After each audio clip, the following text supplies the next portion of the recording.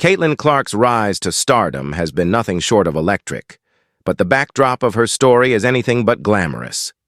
What the world sees in highlight reels and viral clips is only half the truth. Behind the cheers, the sold-out arenas, and the roaring fans lies a reality so harsh that it borders on cruel. The Indiana Fever haven't just been playing basketball this season. They've been fighting for survival on a battlefield that feels rigged against them. Every time Indiana steps onto the hardwood, it looks less like a game and more like a war. Bodies hit the floor, bruises become badges of routine, and injuries pile up with alarming regularity. What should have been a season of hope, growth, and a new era under Caitlin Clark has instead become a test of endurance. And the most haunting question is this: why does it feel like nobody is protecting them?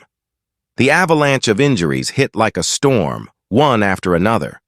Caitlin Clark herself was sidelined for over a month with a painful groin injury, leaving fans devastated and her team scrambling for answers. But Clark was only the beginning.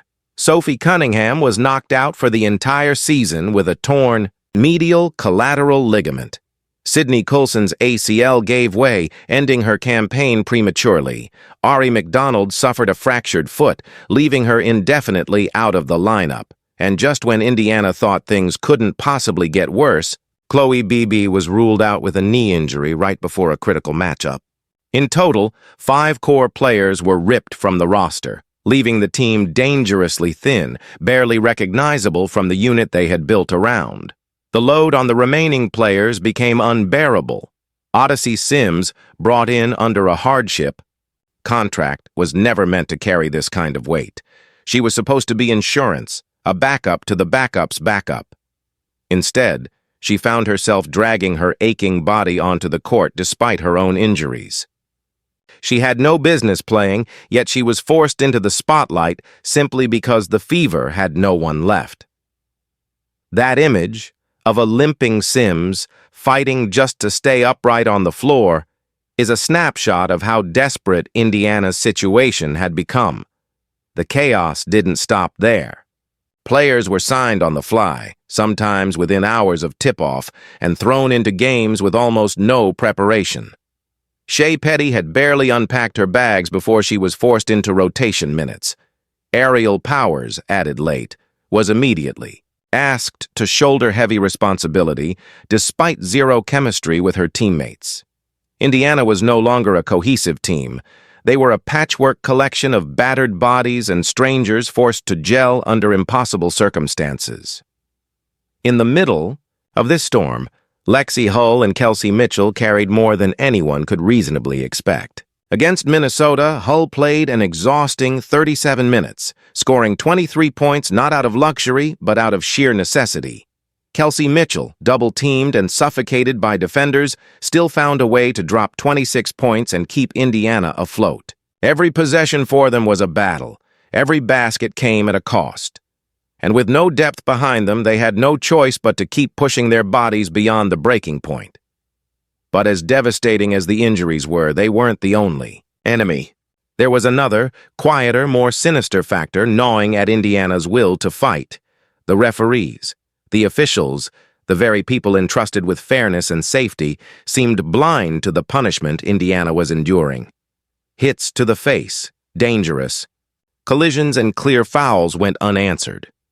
Time and time again, Indiana players staggered back to their feet with no whistle to protect them. It was as if they weren't just battling their opponents, but the referees themselves. The moment that broke the dam came in a matchup against the Minnesota Lynx. Lexie Hull, already carrying a massive load with half her team sidelined, fought for position against Kayla McBride. What looked like a routine battle suddenly turned ugly when McBride's elbow smashed directly into Hull's face. The arena gasped, fans braced for the obvious call, and commentators replayed the hit in disbelief. Everyone expected a flagrant foul. Instead, in a stunning twist, the whistle went against Hull, the very player who had taken the blow. It was a surreal moment. The victim was punished while the aggressor walked away unscathed. Replay after replay confirmed the elbow had landed. Flush, but the referees doubled down, leaving Hull clutching her face while Indiana lost critical ground on the scoreboard. Even the review process failed to deliver justice, adjusting the call slightly but refusing to hold McBride accountable. Fans were furious. Social media erupted with slow-motion clips, frame-by-frame evidence, and angry captions. How do you call that on Hull? Are the refs blind or biased? The incident wasn't just about one call. It became the symbol of a larger pattern. Fever players were taking brutal contact night after night, and the whistles almost never favored them. Meanwhile, their opponents seemed to get away with everything. Coach Stephanie White, careful not to invite fines, hinted at the truth in her post-game remarks. Her team, she suggested, was not being officiated on the same standard as everyone else. To the players and fans, the message was obvious. Indiana wasn't just undermanned, they were being undermined. And this realization cut deeper than any injury. It wasn't just bad luck. It wasn't just fatigue. It felt systemic. The Fever were being forced to fight a battle no team could win, one against opponents who outnumbered them, injuries that weakened them, and referees who refused to call the game fairly. Still, through it all, they refused to quit. Every time Hull dragged her body up the court, every time Mitchell attacked the rim through double teams, every time Sims limped into position, Indiana made a statement. We may be outmanned, but we are not broken. But fans couldn't ignore the bigger picture. Was this just a string of unfortunate mistakes by the referees? Or was there something deeper at play, something more deliberate? The idea that officials might be shaping the game, not just missing calls, left a dark cloud hanging over the Fever's season. By the time the final buzzer sounded, one truth was undeniable. Indiana wasn't just fighting their opponents. They were fighting the system itself. And with every missed call, every ignored hit, every exhausted player forced to keep going, the storm grew darker. The only question left was chilling. Are the Indiana Fever victims of incompetence, or are they victims of something far worse? Are the Indiana Fever victims of incompetence, or are they victims of something far worse? That chilling question echoed in the minds of fans, players, and commentators alike. And just when it seemed like the team might collapse under the weight of injuries and injustice, a fiery spark lit up the arena. Caitlin Clark. For weeks, she had been forced to the sidelines, watching helplessly as her teammates fought battered and broken, as referees turned blind eyes to blatant fouls, as frustration mounted night after night. But the moment Lexie Hull was struck in the face and then whistled as the guilty party, Clark's patience shattered. Her reaction was instant and explosive. She didn't stay quiet, didn't mask her fury behind forced composure. She raised her arms high, her voice cut through the crowd noise, and the fire on her face told the story. Enough was enough. This wasn't just a rookie trying to blend in. This was the heartbeat of a franchise standing tall for her teammate when the system itself seemed broken. That single, unfiltered display of loyalty transformed Caitlin Clark into more than just a player. Overnight, she became a symbol, a fighter, and a rock star the league couldn't ignore. But even as Clark ignited the crowd, the Fever's survival still depended on grit and unexpected heroes.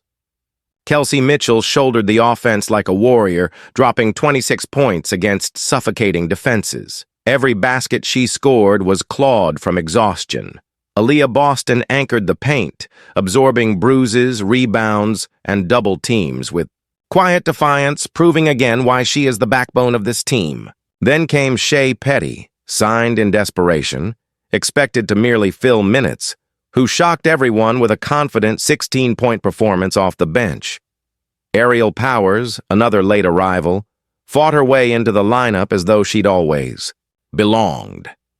Together, they stitched themselves into something resembling a team, even when the deck was stacked against them. And yet, the officiating controversies refused to loosen their grip. Against the Connecticut Sun, Indiana pulled off an 88-71 win to secure their place in the Commissioner's Cup final. On paper, it was triumph. In reality, it was another reminder of imbalance. Washington Post writer Candace Buckner didn't mince words, pointing out how referees allowed excessive contact to escalate unchecked. Coach Stephanie White echoed the sentiment, calling the officiating outdated and dangerous. Her words carried weight because she wasn't alone. Brittany Griner, Aja Wilson, and other WNBA stars had voiced the same frustration. How could the league evolve? How could the game get faster, tougher, stronger, while the officiating stayed stuck in the past? It wasn't just unfair. It was dangerous. Careers were at stake. Trust in the league itself was fraying. And that's when Caitlin Clark re-emerged, no longer just in the headlines, but back on the floor. Clips of her jogging through drills, warming up with teammates, and running sets in practice sent waves of hope through Fever Nation. Every fan watched with eagle eyes, dissecting her body language, her speed, her footwork. Was she ready? Could she be the turning point? Because with Clark, the Fever's identity changes completely. Without her, they look disjointed, their offense erratic and predictable. With her, defenders are stretched thin, passing lanes open, and teammates find rhythm. She doesn't just score, she orchestrates. She turns chaos into flow. That's why her return wasn't just about a groin injury healing. It was about Indiana rediscovering who they are. Still, the weight on her shoulders was enormous. The playoff race was razor thin. Every game was do or die. The schedule ahead was merciless. Seattle, Golden State, Chicago, Los Angeles. And the Fever weren't just fighting opponents. They were fighting referees who refused to protect them. Could one rookie possibly overcome all of that? Clark's answer came in her defiance. When she stood up for Lexie Hull, she didn't just protest a call. She sent a message. The Fever will not be silent. Her arms raised in fury, her voice cutting through the noise, her energy electrifying teammates and fans alike. That was the moment Caitlin Clark stopped being a rookie. She became the star the league couldn't mute, and fans felt it. Social media erupted, hailing her not just as Indiana's savior, but as the WNBA's next cultural icon. Clips of her fire spread everywhere with captions like, "She's not just playing the game, she's changing it." And in a way, they were right. She had gone from adjusting to the league to rewriting its narrative in real time. Indiana's path remains brutal. Injuries still plague them, and officiating hasn't suddenly turned fair. But now they fight with a different spirit, with Clark at the helm. Her presence alone makes them believe. Her passion convinces them that the storm, however overwhelming, can still be challenged. The Fever may be clinging to 8th place, their playoff hopes fragile, their roster patched together with hardship signings and sheer willpower. But the transformation is undeniable. Caitlin Clark has gone from promising rookie to undeniable rock star, not because of points on the scoreboard, but because of the moment she stood up unafraid and declared with her fire, "This team will not be broken." And now the question isn't just whether the Fever can survive. The question is whether Caitlin Clark can lead them to thrive, whether her fire is enough to pierce through the storm of injuries, injustice, and imbalance. The world is watching.